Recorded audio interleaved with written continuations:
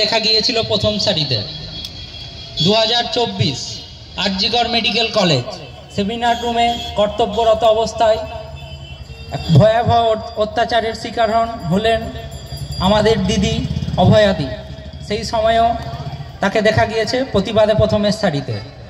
অন্যায়ের বিরুদ্ধে আপসিং সংগ্রামের নাম পরিচয় পান্ডা, ধর্মতলার অনশনে অন্যতম অনশনকারী পরবর্তী বক্তা।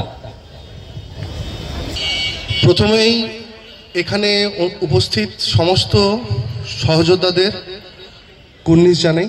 তারা আজকে এতদিন পরেও 150 দিন পরেও নিজের সমস্ত কাজ এবং কাজের ওপর যে হুমকি ক্রমাগত এবং অনাবরত এসে চলেছে তা উপেক্ষা করে এখানে আজও অভয়ার ন্যায় বিচারের দাবিতে আমাদের কাঁধে কাঁধ মিলিয়ে লড়াইয়ে সামিল আছেন। তার জন্য এই শ্যামবাজার 5 মাথার মোড় গত 3-4 মাসে বেশ কয়েক ঐতিহাসিক মিছিলের সাক্ষী, বেশ কয়েক ঐতিহাসিক দিনের সাক্ষী এবং এই আরজিকর একটি মর্মান্তিক ঘটনার সাক্ষী। তার পরিপ্রেক্ষিতে আমরা বেশ কিছু দিন ধরে ক্রমাগত কয়েকভাবেই লড়াই চালিয়ে গেছি। প্রথমে কর্মবিরতি চলেছে, পরবর্তীকালে যখন আমরা বুঝতে পেরেছি যে কর্মবিরতিতে সাধারণ মানুষেরই ক্ষতি হচ্ছে আখেরে এবং সেটি কোনোভাবেই একটি দীর্ঘস্থায়ী আন্দোলনের রূপ হতে পারে না,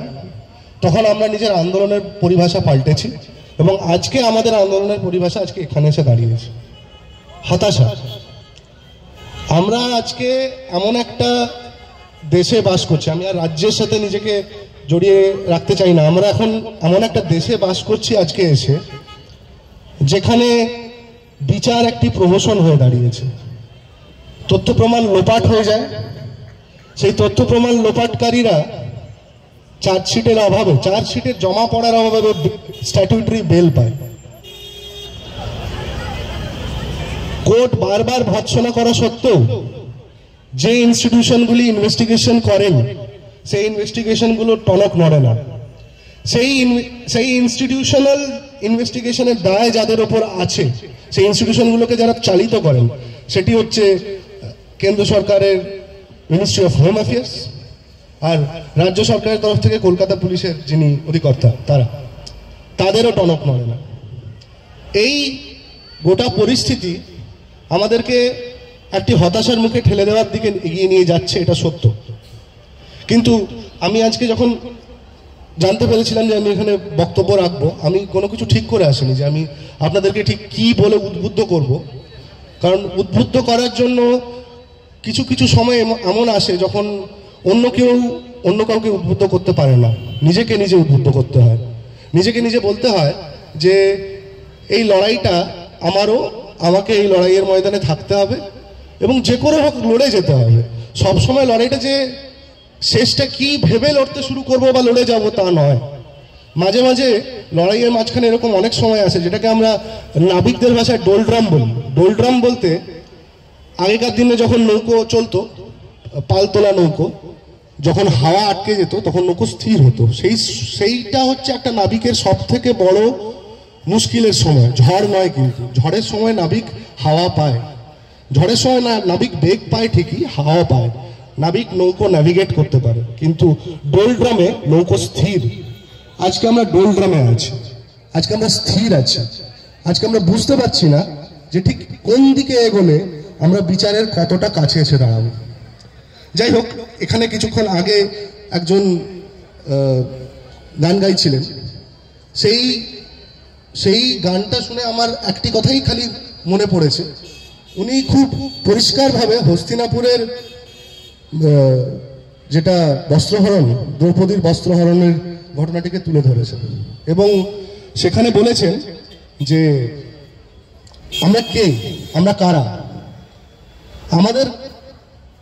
আমরা কারা এখানে। কৌরবরা তো ধর্ষক পক্ষ, আমাদের চেষ্টা করতে হবে যাতে আমরা পাণ্ডব না হয়ে যাই, ওই দিনের পাণ্ডব না হয়ে যাই। আমাদের প্রাণপণে চেষ্টা করে যেতে হবে যেন আমরা চুপ না থেকে যাই। আমাদের সম্পূর্ণভাবে চেষ্টা করে যেতে হবে যেন আমরা বিকর্ণ হই।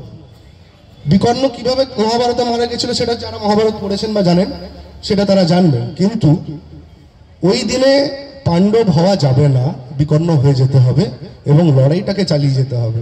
এই লড়াইটা যদি না চালাতে পারি কাজেই আর কোনো আশার আলোই থাকবে না। আপনি এটা বলতে পারেন, অনেকের মনে এই প্রশ্নটা জাগতে পারে, আর কি হবে, কিছু কি পাবো আমরা?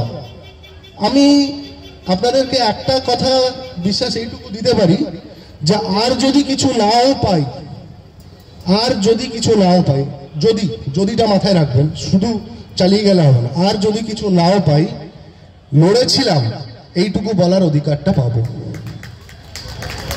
এই অধিকারটা আমরা হারাতে দিতে পারি না। যে প্রেজেন্ট সিনারিওতে আমরা দাঁড়িয়ে আছি সেখানে লড়েছিলাম এই কথাটুকু বলার অধিকার যেন আমাদের থাকে। এত বড় একটা অন্যায়ের বিরুদ্ধে লড়েছিলাম। তবে এরপরে লড়াই আরো অনেকদিন চলবে এবং যা বিচার ব্যবস্থা আমরা দেখছি তাতে লিগ্যাল ফাইট অনেক লম্বা হবে, অনেক ঘোর প্যাচ হবে, অনেক কিছু থাকবে সেগুলোর মধ্যে। কিন্তু আমি একটাই জিনিস মনে করাতে চাই এখানে থাকা প্রত্যেকটি ব্যক্তিকে, যখনই মনে হবে যে হেরে যাচ্ছি, একবার নিজের দেওয়া ওই স্লোগানগুলো মনে করবেন, একবার নিজের দেওয়া ওই দিনগুলো মনে করবেন যেখানে বৃষ্টি ঝড়ের মধ্যে স্বাস্থ্য ভবনের সামনে কাটিয়েছেন, আপনারা সবাই কাটিয়েছেন, আমিও কাটিয়েছি, আপনারাও কাটিয়েছেন।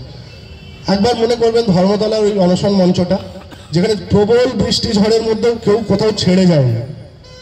একবার মনে করবেন লালবাজার অভিযানের ওই দিনটা যেখানে কোনো ব্যারিকেডে হাত না দিয়ে ব্যারিকেডটা খুলে গেছিল, ওই দিনগুলো মনে করবেন আর নিজেকে উদ্বুদ্ধ করবেন যে সেটা যদি সম্ভব তাহলে আজকের দিনে লড়াইটা ছাড়া যাবে না। আর কিছু করুন, আপনারা আপনাদের প্রত্যেকটি মানুষের উপর একটি দায়িত্ব আছে, যারা এখানে বসে আছেন এবং যারা বসে নেই অন্য কোথাও আছেন তাদের উপরও একটি দায়িত্ব আছে, জিজ্ঞাসা তোলা। এই একটি ছোট্ট দায়িত্ব যদি আপনারা পালন করতে পারেন, নিজের পাড়া প্রতিবেশী, চায়ের দোকান, পাড়ার মোড়, সেখানে গিয়ে খালি একটা করে প্রশ্ন করতে শুরু করুন, জানেন অভয়ার কি হলো, কিছু খোঁজ রাখছেন না ভুলে গেছেন?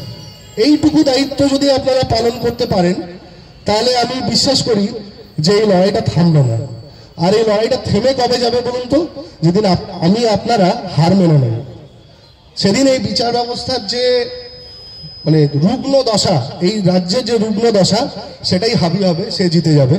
তো দয়া করে লড়াইটা ছাড়বেন না, সবসময় একদম অ্যাক্টিভলি রাস্তায় নেমে স্লোগান দিতে হবে, সবসময় অনশন করতে হবে, সবসময় কাজ ছেড়ে বসে থাকতে হবে, সবসময় যে করতে হবে তা নয়।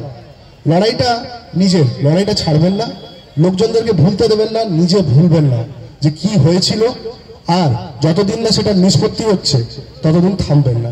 এইটুকু যদি আমরা করতে পারি তাহলে এই আন্দোলন থেকে আমরা অনেক কিছু পেয়েছি এবং আগামী দিনে আরো অনেক কিছু পেতে পারি। Thank you.